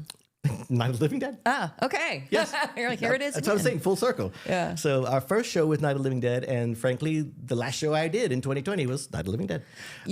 The first horror movie I ever saw was that one, of course, because they played it. Like you said, it was, everybody could show it whenever and wherever. It wasn't copywritten. And so I saw it way too young, and it scared me. So I was 6, I think. Oh, yeah. I was terrified. And I have always held on to that fear and how it made me feel. And growing up, I would watch it again and again. And so I had my nieces come visit me. This was a few years ago. And I was like, "Oh, I'm going to show you a movie." Forgetting about how that generation's grown up with, what's the zombie show that was on for the Walking Dead? Walking Dead, yes. And they saw Walking Dead at a very young age. And I forget. Yes. And so I put in this black and white, look at this one. And they're just kind of like, okay. Yeah. They're just like, oh yeah, that's kind of creepy. And I'm like, what? What? It's different. I mean, certainly but I don't know. I think that something about that film, particularly the sound and the blackness of the night shoot. I mean, when you see the zombies in the yard, and it's just black. It looks, to me, it felt real. Yes, yeah. Almost like a documentary. Yeah, like you're watching these people, and don't be a Harry Cooper. Yeah. Son of a bitch. Son of a gun. Yeah, it seems very real, and the opening cemetery. When the zombies and the background and it's just coming up, that is one of my favorite scenes in all of cinematic history. It's, for me, in that film, when Ben strikes the ghoul, by the way, I'm going to call them ghouls because Romero referred to them as ghouls. Did he? Yes, they weren't zombies. It was ghouls. They were ghouls because they were eating flesh. A zombie is... brought back to life as for manual labor, and they can't really eat meat or salt. They sew their mouths up. From like the voodoo hoodoo yes. style things. Ghouls are the loathsome creatures that eat corpses in graveyards and meat and things like that. Anyway, but he called them ghouls, but of course they became zombies. Yeah. That's fine. Anyway, so the ghoul is in the house, and Ben hits it in the face with the tire iron, and he grasps his head and he backs up out of the doorway, and as he backs up out of the doorway, the camera pulls back, and then you see 2, 3, 4 more. Just terror. Right? You're just like, oh, terrifying. Yeah, there's more. Oh boy. Yeah. Anyway. Good stuff. Exactly. Good stuff. Good. Before I forget. Yes. From the questions I asked you, is there one that sticks out that I could ask the audience for the question of the week that they'll answer? All right. So here's the question of the week for the audience. Ask them this. Okay. Audience, if there was a one horror actor, deceased, not alive, someone from the past, a horror actor that you could have a cocktail and a meal with, who would it be? Who would you like to sit down and break bread with? Excellent question. Call Scarah's Scary Hotline, 512-710-8766.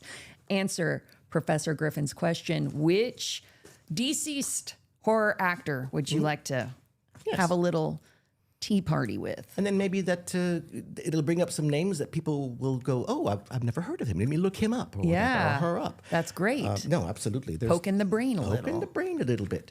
I saw David Dasmachin does a show on YouTube called Grave Conversations. Have you seen that? No. Good stuff. He's got celebrities that lay in a casket. They're side by side in a casket, and he asks some questions. So one of the things he asked, and I'm going to do it to you. Okay. All right. I want you to give me 5 readings of the word banana progressively more upset. Look directly into the camera, and 5 readings of the word banana increasingly more upset. Okay. Upset. Yes. Upset, angry, or upset? It's up to my Whatever that interpretation. makes. Okay. Banana. Banana.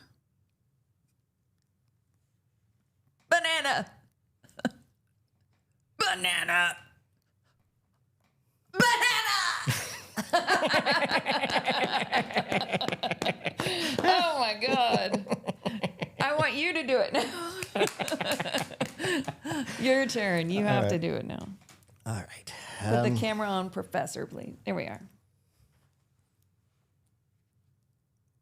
Banana? Banana? Banana?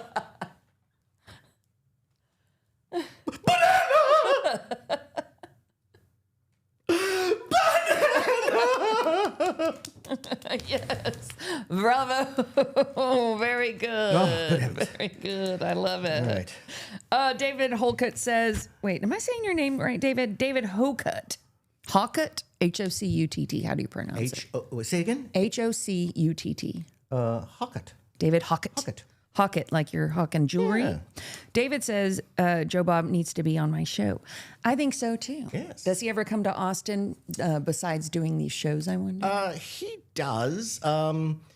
He's gotten to a point now, though, of course, I used to, and again, this is just the nature of what I did back in the day, be able to kind of have a line to him and say, hey, John, blah, blah, blah, I need to talk to you about whatever. And he would respond. It was lovely. Yeah. Now you can't really do that anymore. Yeah, It's a lot. He's very busy and he's doing lots of stuff. But no, I mean, look, you're going to go over there and see him. Yeah, so, I'll slip a little idea. And Darcy will be there, too. Yes, so maybe yes. I would go through Darcy. I would go through Darcy. Absolutely. I got Tell to him interview Professor both Griffin of said them. hi. I will. Yeah, that would be perfect. One of the things I love about Joe Bob is when I see him, he always, regardless if I'm wearing the drag or not, he always calls me Professor. Good, yeah. He recognizes me and calls me Professor. Well, do you call him John? No, I call him Joe Bob. I mean, yeah. Right. And there was one, I was listening to some podcast and they were talking to him and he was dressed as Joe Bob and they were like, I think the guy was just trying to seem cool. And so he kept saying John. And I was like, don't do that. Yeah, I mean, if you're in character. He's in his Western wear. Yes. I mean, have some respect. Well, and I honestly, this is not my voice. But if I'm dressed like this, I tend to want to do the voice. Yeah, right. Which someone described once as a combination of Vincent Price and Skeletor. Which I'm like, yeah, that works. One of my things that I like that you do is hara. I can't do it right. Hara. It reminds me of Christopher Lee's kind of pronunciation of some things or some Hammer horror pronunciations. Yes. Speaking of sexy vampires, he did a good sexy vampire. He was wonderful. And boy, he was a giant of a man. Was he? Yeah, he was huge. He was like 6'2" or something like that, or 6'5". I don't know. He was big, but he draws his descent from one of the oldest Italian noble families. He speaks 12 He spoke 12 languages. He was an amazing Renaissance man. He was the only person on the set of Lord of the Rings who actually knew Tolkien and met him, and He did. Yes, he did. Christopher Lee is amazing, and I would be remiss if I didn't say that Usher, one of my assistants, is madly in love with him, and I tried to tell her that he was no longer among the living. He's dead. but she gets very upset Okay. when that happens. But yes, her obsession, the character that was created, Usher, was, like I said, sent to me by Professor Lampini, and is a descendant of the Ushers, as in Fall of the House of. So she sometimes falls into this narcoleptic trance and just doesn't do anything. Very She's stoic.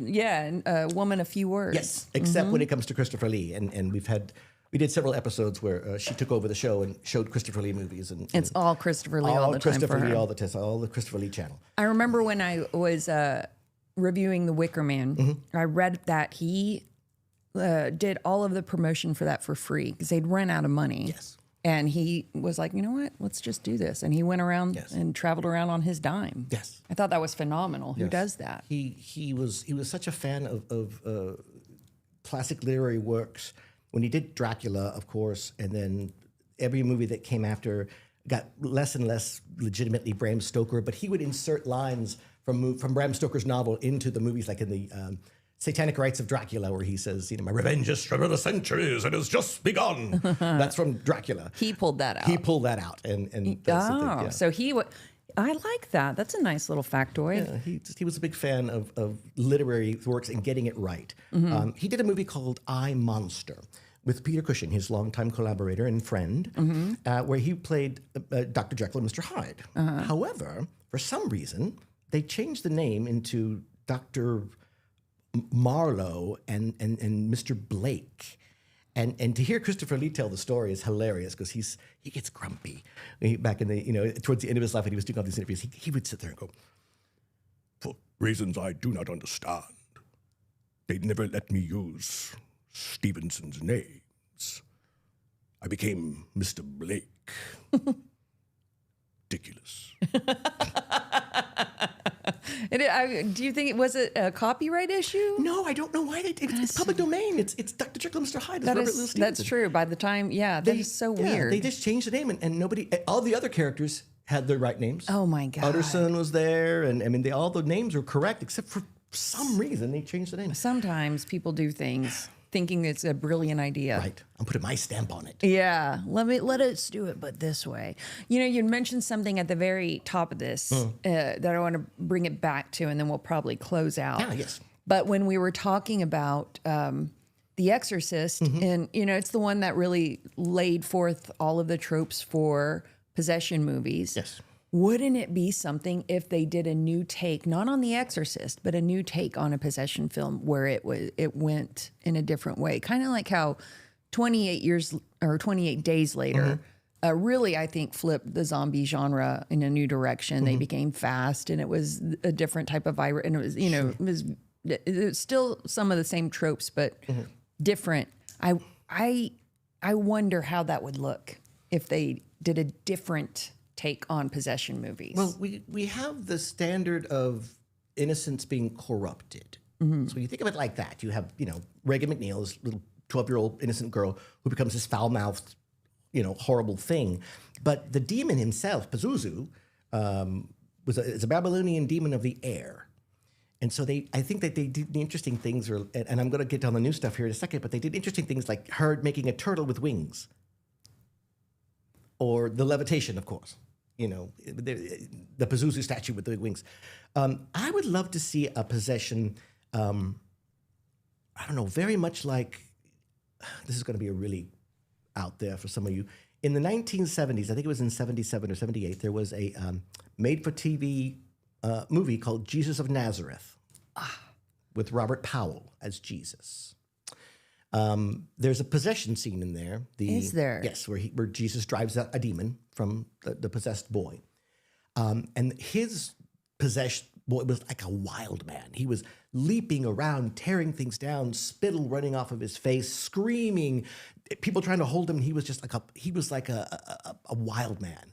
So I would like to see a possessed character that is more feral. Yeah. Because they always think, I'm possessed and the demon's so smart. The demon's speaking through. Exactly. Yeah. And he's like, what a beautiful day for an exorcism, whatever he's saying. Yeah. But I want to see a demon that's base. Yeah. Feckless. Yeah. Dumb. Yeah. Like a demon that it's not suave. Operating on brainstem and no cerebrum. That's right. That's right. Just that. Yeah. That's scary.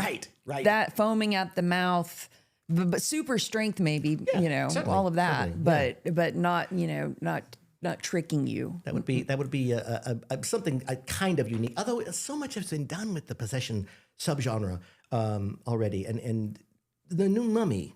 I haven't seen that one yet. Right, Cronen's Mummy.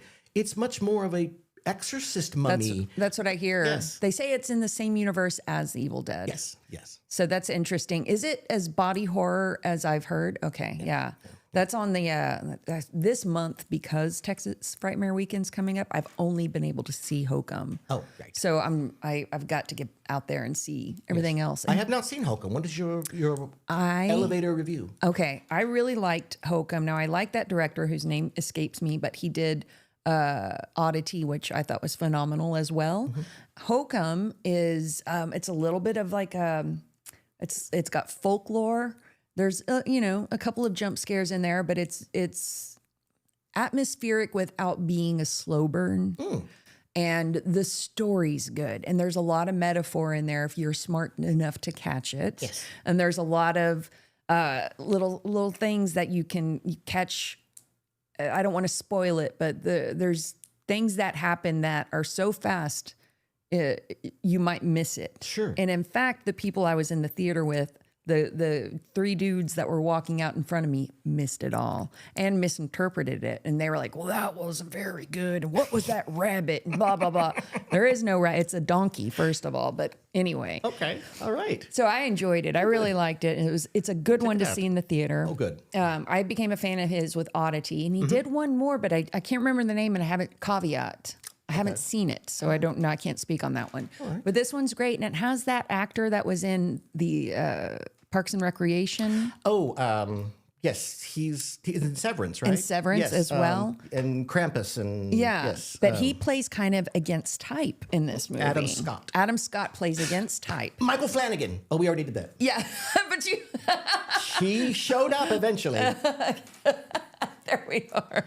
Yeah, you should see Hokum. I think you would like. I thought the story was good. It's a great story, good characters, good creepy vibes. Oh, it's not terrifying. I think for some people, I did hear people on the way out saying it was creepy. Oh, that was creepy. That one scene was that part and this part. And there are a few scenes that it's like, yeah, that's choice. But it becomes, it's kind of. I think it's a grief. Almost trauma processing movie for the main character. All right, so, that's actually pretty good. Because that's a tough topic to broach. Yeah, loss and grief and how one deals with that. It's like grief, loss, and trauma of growing up that way. Yes, because his trauma happens when he's a kid. But oh gosh, yeah, it's one that I'll watch again. Oh, good. That's how I can really judge the measure of a good any kind of movie. But would you watch it again? If would I watch it again? Yeah, I would watch that one again. When it comes out on streaming, I'll probably. Oh, good. To see if I missed anything. I will check that out upon your recommendation. Yeah.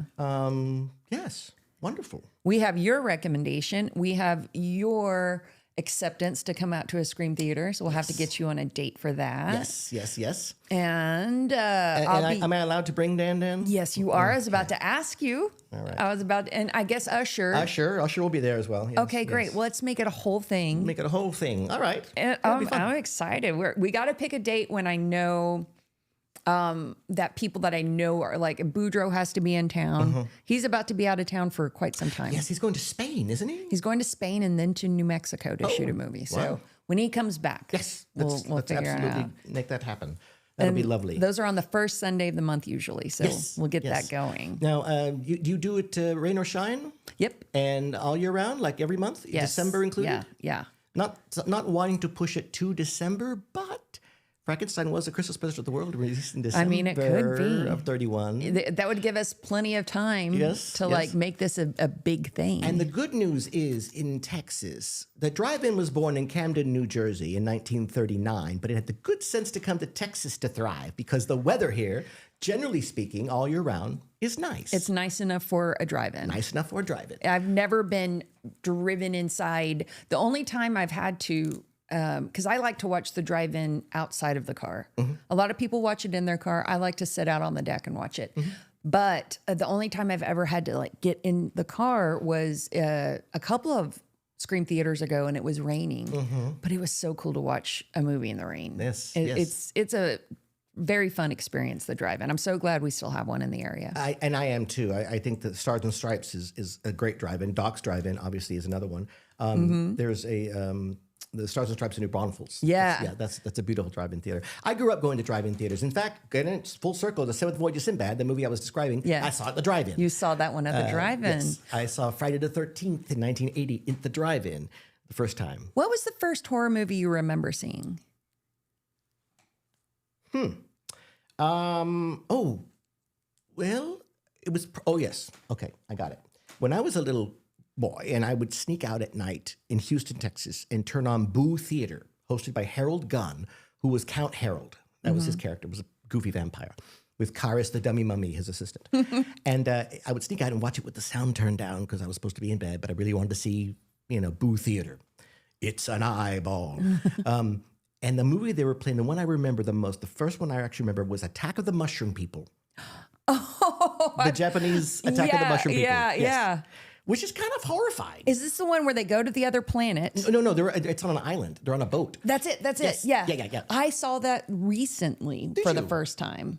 Did it make you kind of think of that mushroom zombie flick, with Pedro Pascal and what was it? The Last of Us. The Last of Us. Yeah. Doesn't it kind of? A little. I wonder if that a little fungus growing on you. And, I loved the sets in the Mushroom People though. Like I like that old B movie. Yes. It's I don't know. It's a great one if you haven't seen it. Like B movie recommendation. Yeah. If you haven't seen it, I'm sure you have. Who knows? Children shouldn't play with dead things. No, I haven't. Okay. Now that is a B movie. All right. Bob Clark. Wait, children who? Children shouldn't play with dead things. Okay.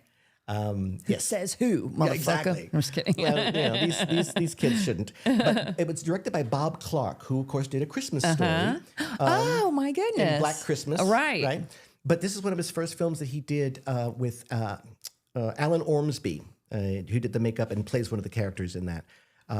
Alan, I have this wonderful book. I should have brought it. This old 1970s scholastic book thing that I got when I was a little boy by Alan Ormsby about monster makeup, how to do monster makeup. Oh, nice. And that was my Bible. I read that thing so many times. It's covered in makeup and bits of marks, and I love this thing, right? It's my favorite thing. And he's in that movie. He did all the makeup for it, it's pretty good. It's pretty good. But it's bizarre and late night. Like, am I tripping? What am I watching? The audio, the sound effects is some of the most disturbing things ever. Just the way the music is playing, and it's not really music, it's just noise. Yeah. This cadence of noise. And briefly, a bunch of theater degenerates go to a burial island to perform a satanic ritual to raise the dead. Ooh, okay. Like, that's not good. Don't do that. But yes, it's a lot of fun. Late 70s? Late 70s, I'd say, yes. Okay. Because I think Texas Chainsaw Massacre was the first to really use like weird sounds, right? That's what I'm talking about. That, yeah. In Texas Chainsaw, the flashball. Yeah. That sound, Instead of just a score, it's like these.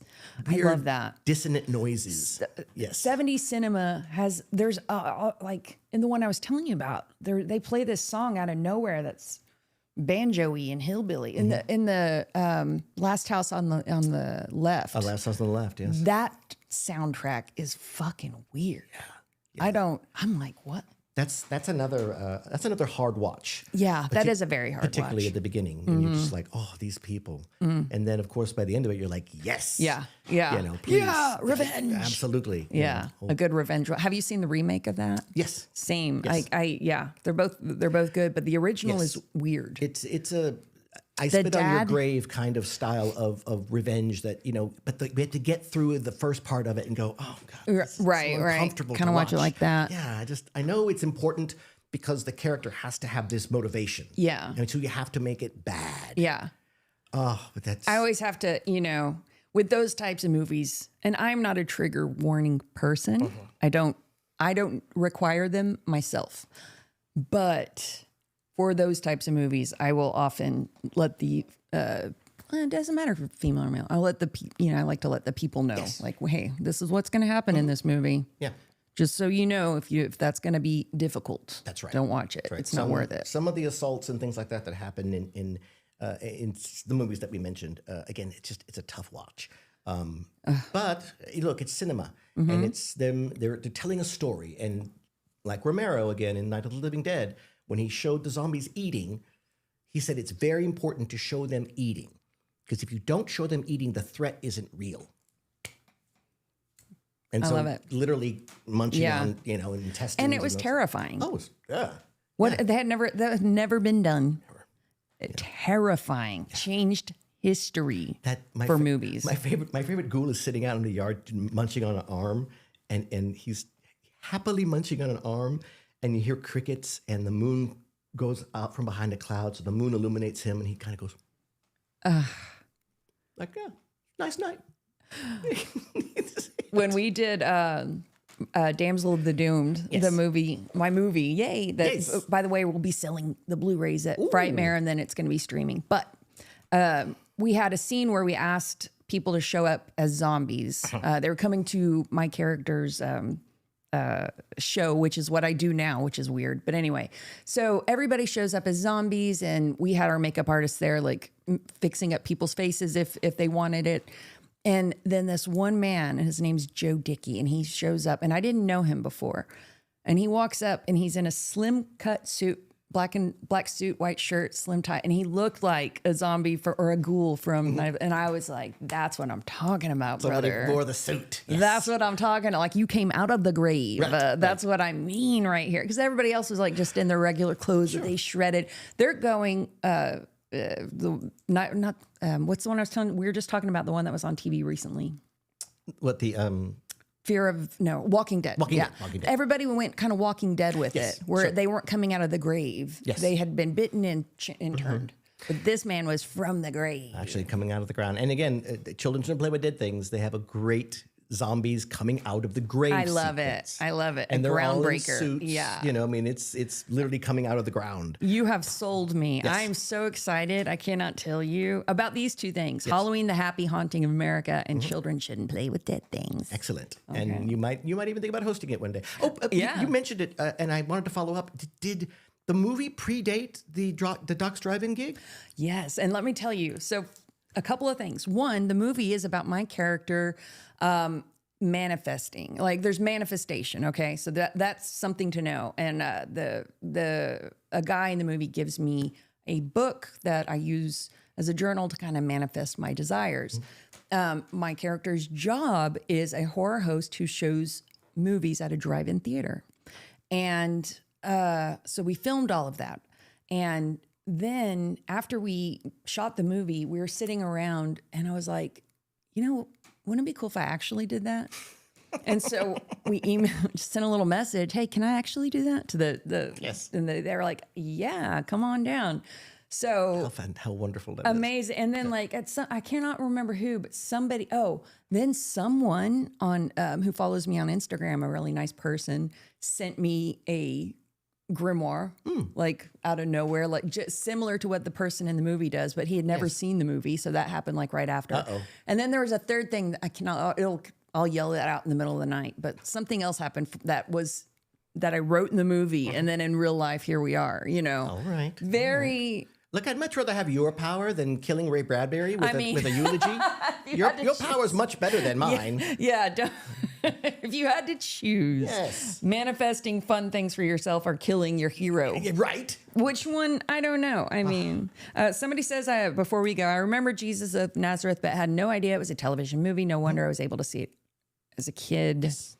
And then Tony, that was Tony who said that. And Tony also said, by the way, Deliverance was a hard watch. Oh, yes, Tony. Very hard watch. Oh, by the way, Tony, interesting factoid about Jesus of Nazareth. At the same time they were filming Jerusalem in Tunisia, a little science fiction movie was filming next door called Star Wars, where they were filming the Tatooine scenes there in Tunisia. And one instant, the radio-controlled R2-D2, the astromech droid, malfunctions, and rolls straight across the set of Tatooine, keeps going. No. They can't stop it, rolls straight into Jerusalem through Jesus of Nazareth. Yes, I mean, it's not on film, but that actually happened, where R2-D2 visited Jesus of Nazareth. I love it. He went all the way back. All the way back. My favorite factoid of Star Wars is they were casting Carrie at the same time and holding the same casting session. So that same actors were the guy who played Carrie's not boyfriend, but the one who takes her to the prom. William Catt. He was going out for Luke Skywalker. Right. I love that. Greatest American hero. Believe it or not. I'm walking on air. I never thought I could be so free. Yeah. Flying away on a wing and a prayer. Who could it be? Who could it be? Believe it or not, it's just me. There you go. And I think that's the end of the show. I don't see how we can get better than that. I'm kidding. Okay, well, you come back on the podcast and do a show and tell. Yes, I would love to. Because I think you have some cool things that you can do. A show and tell, and then, of course, we'll do more recommendations and stuff. So I think we'll do that first, then we'll do our movie in December. All right. Unless we decide to change. But sounds wonderful. I am at your disposal, my dear. You just tell me what you want. Professor Anton Griffin, thank you so much for doing Scarah Screamcast. We appreciate you. This has been a fun and thrilling episode. Thank you so very much. It's been my pleasure. We will see you next week. And until then, my name is Scarah, Damsel of the Doomed, and I'll see you in your screens. Goodbye.